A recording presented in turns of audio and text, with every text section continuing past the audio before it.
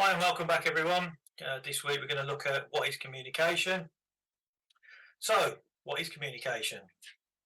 What does it mean? Is it different from how you communicate in your personal life to how you communicate in your professional life? How is it different now with the development of technology? And do we need to enhance our skills to incorporate it in the communication process? Let's explore the definition of communication today. Mohammed, hi, good to be back. Nice to Hi see you. Pete.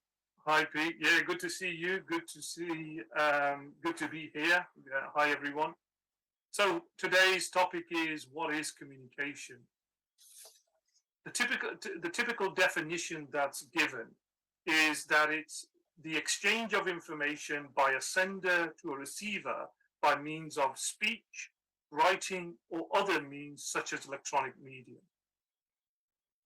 If you if you deconstruct that statement, Pete, it's composed of four parts essentially. That is, that you have the information package itself. That could be anything from asking somebody to make a cup of tea to a complicated set of instruction to go and build a building or a bridge or something like that. Then there's the method of the exchange, i.e., it could be a verbal discussion, a bit like what you and I are doing at the moment, or it could be complemented by a digital process, which is we're using video recording at the moment in terms of our exchange. There has to be a sender and there has to be a receiver. So at the moment, I'm the sender because I'm speaking, and you are receiving because you're listening to me. Those essentially are the four parts. Now, you'd think that's quite a simple process. Package of information, the sender sends it, the receiver receives it. You know it's not as easy as that, Pete, don't you? If I ask my son to make me a cup of tea and I'm one of these funny people, sometimes I have sugar in it, sometimes I don't have a sugar in it, and all this sort of carry on. There's a high chance when I tell my son to do something, he's going to bring, instead of bringing the tea, he'll probably bring the coffee. Now, something has broken down there.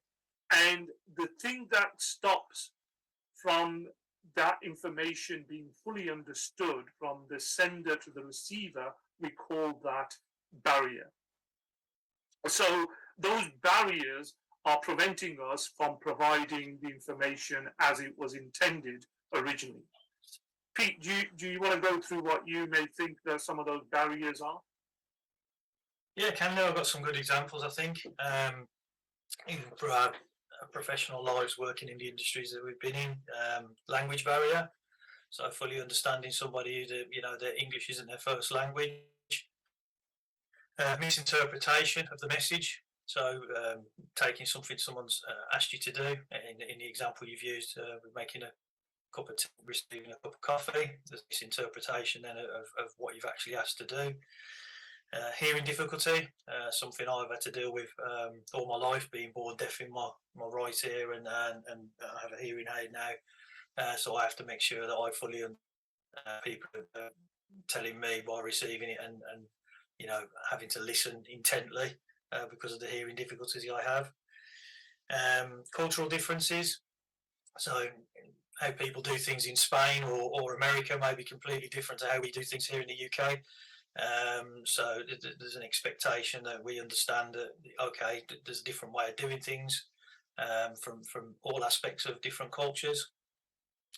Jargon, which has been a massive thing within the rail industry and the construction industry as a whole. Mohammed, I'm sure you'll relate to being in meetings and people have thrown a load of acronyms and abbreviations for information they expect you to understand. And I've come out of the meeting being more confused than when I walked in, and having to ask somebody, actually, do you know what all questions are that we've just been talking about in the meeting? So jargon's a big thing, and making sure that people fully understand what is being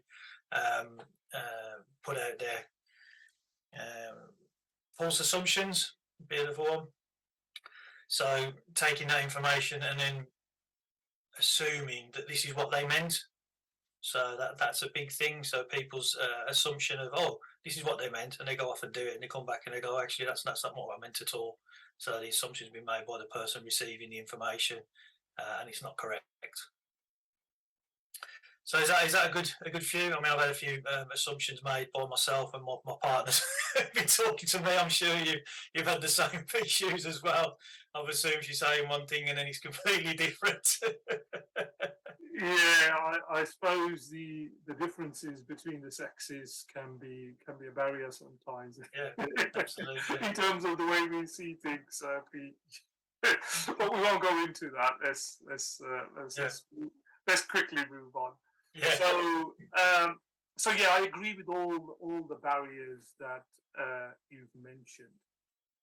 The ones that really stick out for me, Pete, are emotional barriers because they're less understood.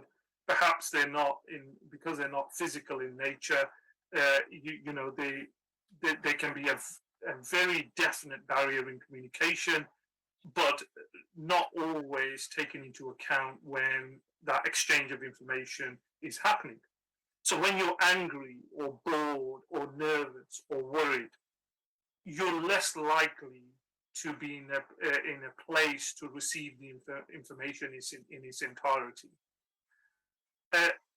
I'm sure you've been in the same place, Pete, where you've had a disagreement in a meeting or one-to-one with somebody, and there's a voice, you know, that voice in the back of your head that's screaming at you.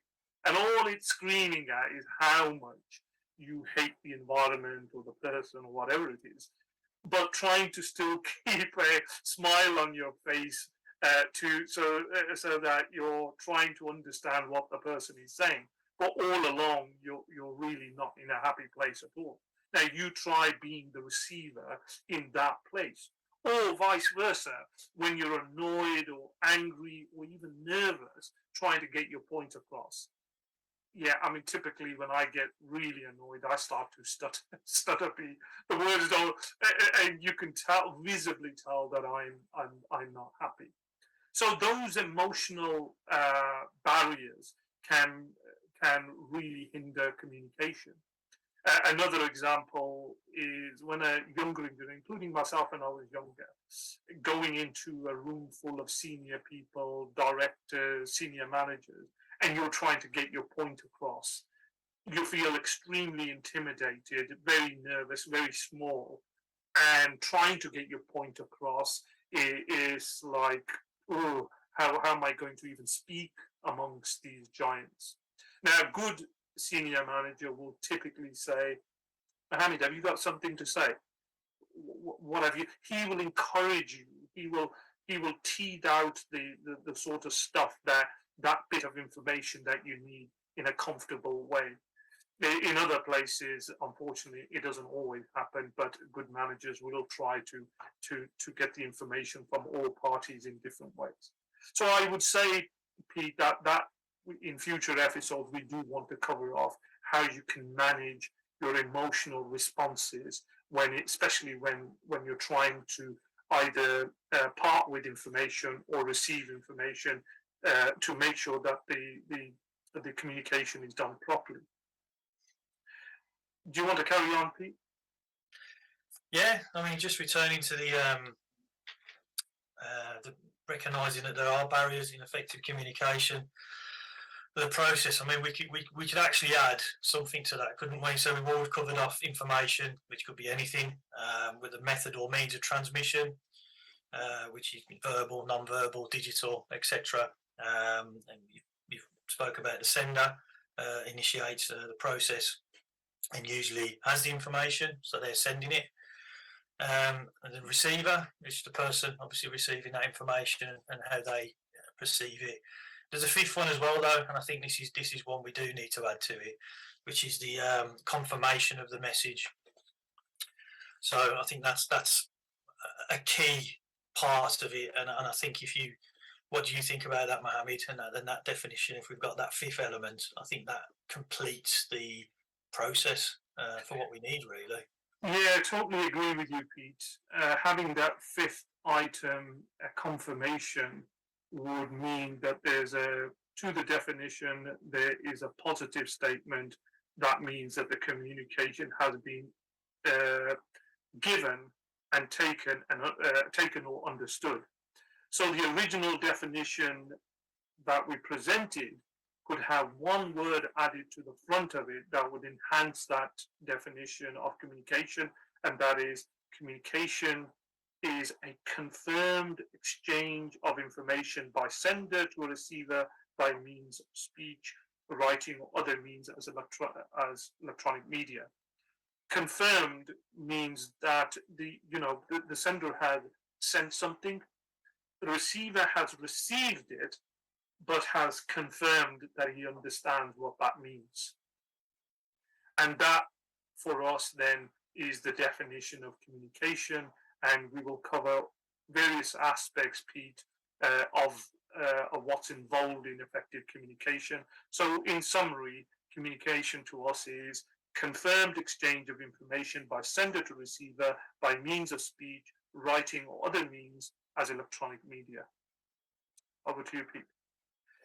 Yeah, that's great. Thanks, Mohammed. And like you say, in future episodes, we'll cover off communication techniques, communication through technology. We spoke about the digital world that we're in now, emotional barriers in communication, why communication goes wrong, and inevitably it does sometimes, public speaking, and verbal, non-verbal communication through body language, and how you communicate every day without actually communicating through words or anything else, just through your body language. So that's it, guys. Thanks again. Please like, subscribe, hit the notification bell just to keep up to date with our latest videos. And thanks for watching. Mohammed? Yeah, thanks for that. I'm looking forward to discussing the bit about public speaking, Pete. My body and my mouth all of a sudden grow their own brains. when I'm faced with a bunch of people looking at me, it's all of a sudden, you think, ooh, it's all a very scary feeling, isn't it? So I'm looking forward to the sessions where we discuss the tricks and tips to help us to do public speaking more effectively, to crush our fear of audiences, etc. I'm looking forward. But thanks.